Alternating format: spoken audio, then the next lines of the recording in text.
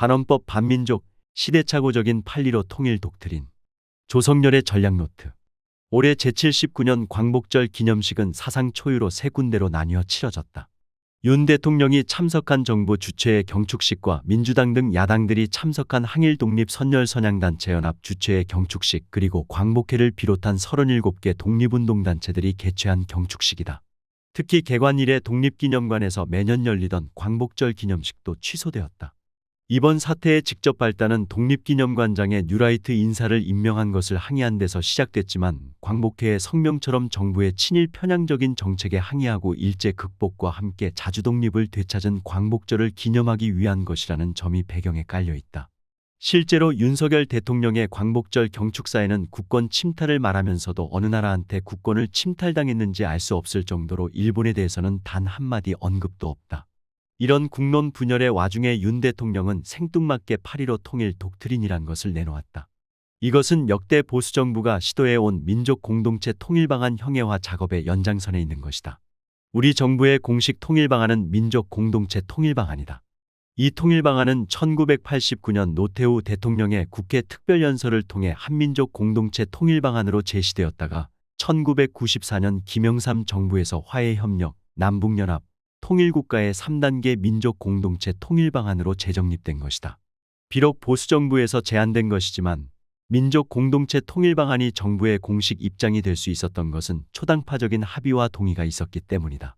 하지만 보수진영 일각에서는 이 방안이 너무 북한에 포용적이라든가 시대 상황에 맞지 않는다며 몇 차례 개정을 시도했다.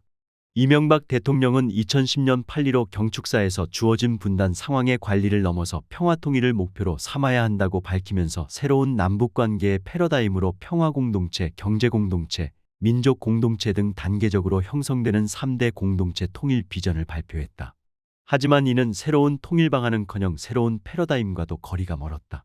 새로운 통일 방안을 제시하려는 시도는 박근혜 정부에서도 이어졌다. 박근혜 대통령은 2014년 통일준비위원회를 만들고 이 위원회에서 통일헌장, 통일방안, 통일로드맵의 3대 작업에 착수했다. 박근혜 정부도 통일로드맵만 만들어냈을 뿐 초당파적인 합의가 필요한 통일헌장과 통일방안을 만드는 데는 실패했다. 윤석열 정부도 역시 새로운 통일방안의 제정에 관심을 보였다. 작년 1월 통일부는 윤석열 정부의 통일정책 방향을 담은 신통일 미래구상을 마련해 연말에 발표하겠다고 밝힌 바 있다. 하지만 권영세 통일부 장관이 참석해 통일미래기획위원회가 준비한 신통일미래구상 초안을 검토했으나 최종 발표는 이뤄지지 못했다. 금년 2월 김영호 통일부 장관은 민족공동체 통일방안 30주년을 맞아 헌법적 가치를 더 충실히 반영할 수 있는 방안으로 통일방안이 새롭게 모색돼야 한다고 언급했다. 그는 통일구상에서 한 발 더 나아가 새로운 통일방안을 제시한다는 의지를 밝혔다. 결국 이번에 광복절 경축사에서 8.15 통일 독트린의 이름으로 나오게 된 것이다. 이 독트린은 미래 통일 한국의 모습을 그린 3대 비전과 국내, 북한, 국제 등 대상별 3대 통일 추진 전략, 그리고 액션 플랜인 7대 통일 추진 방안으로 구성되어 있다. 8.15 통일 독트린을 관통하는 핵심 용어는 자유통일이다. 그동안 용산 대통령실은 민족 공동체 통일 방안의 자유주의적 철학 비전이 누락되었다고 비판한 바 있다. 그런 점에서 이번 자유통일 담론은 국내적으로 보수적인 자유가치관의 확산, 북한 내의 자유통일에 대한 열망 촉진, 국제적으로 자유통일에 대한 지지 확보를 전략 목표로 하고 있다. 그렇다면 자유통일의 정체는 무엇인가?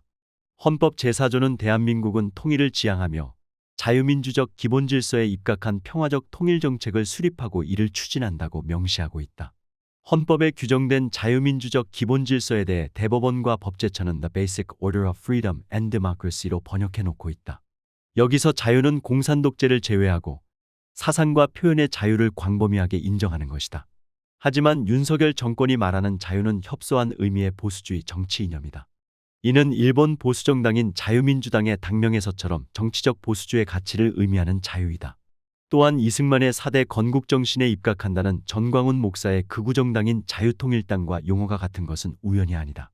일개 정당이라면 보수적인 자유의 가치를 정강정책으로 내걸 수 있으나 명색이 정부를 대표하는 국가원수가 공식 국가행사에서 헌법에 배치되는 보수 이데올로기를 독트린이라는 이름으로 공개적으로 표명하는 것은 천만부당한 일이다.